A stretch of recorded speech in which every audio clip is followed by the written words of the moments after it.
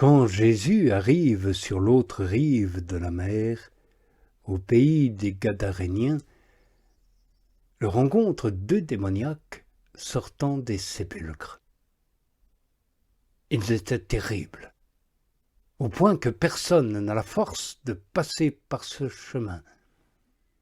Et voici qu'ils crient, en disant « Que nous veux-tu, Fils de Dieu? Es-tu venu ici pour nous tourmenter avant le temps ?» Or, à grande distance d'eux, se trouvait en pâture un troupeau de nombreux cochons. Les démons le suppliaient en disant « Si tu nous jettes dehors, envoie-nous dans le troupeau de cochons. » Et Jésus leur dit « Allez. » Et eux de sortir et de s'en aller dans les cochons. Et voici que tout le troupeau dévale du haut de la falaise dans la mer, et il meurt dans les eaux. Les pâtres s'enfuient et s'en vont à la ville. Là, ils annoncent tout, ainsi que l'affaire des démoniaques. Et voici que toute la ville sort au-devant de Jésus, et quand ils l'ont vu, ils le supplient de s'éloigner de leur territoire. Jésus monte en barque, refait la traversée et revient dans sa ville. Et voici qu'on lui présente un paralytique gisant sur un lit. Jésus voit leur foi et dit au paralytique « Courage, enfant, tes péchés sont remis. » Et voici que quelques-uns des scribes disent en eux-mêmes « Celui-là blasphème. » Jésus sait leurs pensées et dit « Pourquoi ces pensées mauvaises en vos cœurs? Quel est en effet le plus facile? Dire « Tes péchés sont remis » ou dire « Lève-toi et marche ».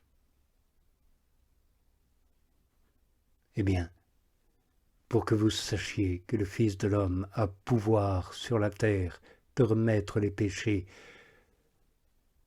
lève-toi, dit-il au paralytique, prends ton lit et va dans ton logis.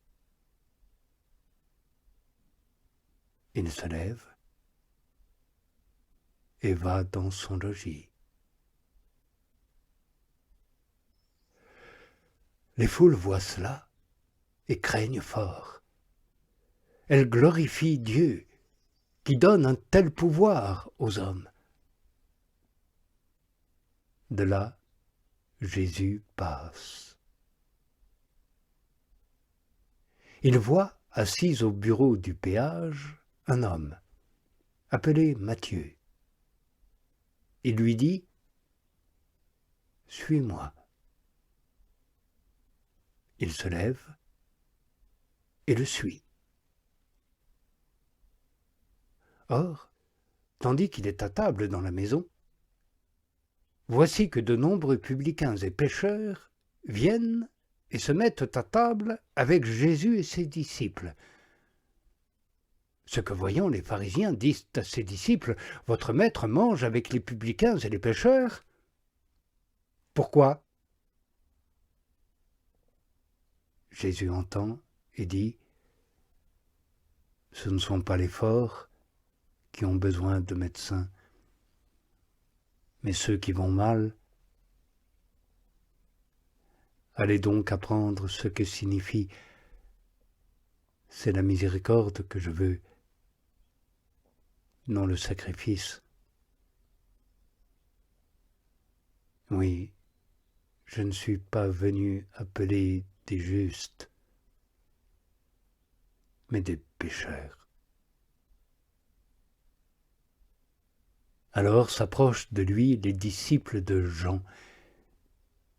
Ils lui disent nous-mêmes et les pharisiens, nous jeûnons beaucoup, et tes disciples ne jeûnent pas.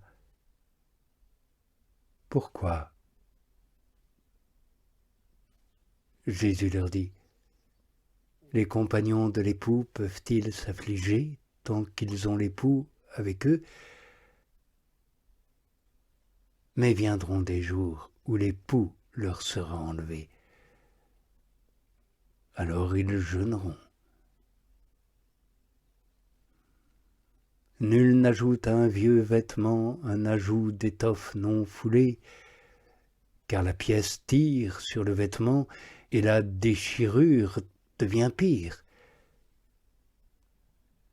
On ne met pas non plus du vin nouveau dans de vieilles outres, sinon, certes, les outres crèvent, le vin se répand et les outres sont perdues. Mais on met le vin nouveau dans des outres neuves, et tous deux se conservent. Tandis qu'il leur disait cela, voici qu'un chef s'avance et se prosterne devant lui, en disant « Ma fille est morte à l'instant, mais viens, impose ta main sur elle, et elle vivra. » Jésus se lève et le suit, et ses disciples aussi. Et voici qu'une femme, qui perdait du sang depuis 12 années, s'approche par derrière et touche la frange de son manteau, car elle disait en elle-même, « Si seulement je touche son manteau, je serai sauvée. » Jésus se retourne, la voit et dit, « Confiance, fille, ta foi t'a sauvée. » Et dès cette heure-là est sauvée la femme. Jésus arrive à la maison du chef. Il voit les joueurs de flûte et la foule en tumulte. Il dit « Retirez-vous » car elle n'est pas morte, la fillette, mais elle dort. Et eux de ricaner contre lui. Lorsque la foule est jetée dehors, il entre, prend sa main, et la fillette se réveille. Alors sa renommée se répand dans tout ce pays. De là, Jésus passe. 2 aveugles le suivent. Ils crient en disant « Aie pitié de nous, fils de David !» Quand Jésus arrive dans la maison, les aveugles s'approchent vers lui. Il leur dit « Croyez-vous que je peux faire cela ?» Ils lui disent « Oui, Seigneur. » Alors il leur touche les paupières en disant « Selon votre foi, qu'il vous advienne. » Et leurs yeux s'ouvrent. Jésus frémit sur eux en disant « Attention, que personne n'en ait connaissance. » Mais eux, une fois sortis, le divulguent dans tout le pays. Tandis qu'ils sortent, voici qu'on lui présente un homme muet et démoniaque. Le démon jeté dehors, le muet parle. Et les foules s'étonnent fort et disent « Jamais rien de tel n'a paru en Israël. » Mais les pharisiens disaient c'est par le chef des démons qu'il jette les démons dehors. Jésus parcourt toutes les villes et tous les villages, enseignant dans leurs synagogues, proclamant la bonne nouvelle du royaume et guérissant toute maladie et toute faiblesse. Voyant les foules, il est remué jusqu'aux entrailles pour elles, parce qu'elles sont fatiguées et prostrées, comme des brebis qui n'ont pas de berger. Alors il dit à ses disciples, « Beaucoup de moissons et peu d'ouvriers. Implorez donc le Seigneur de la moisson qu'il fasse sortir des ouvriers pour sa moisson. »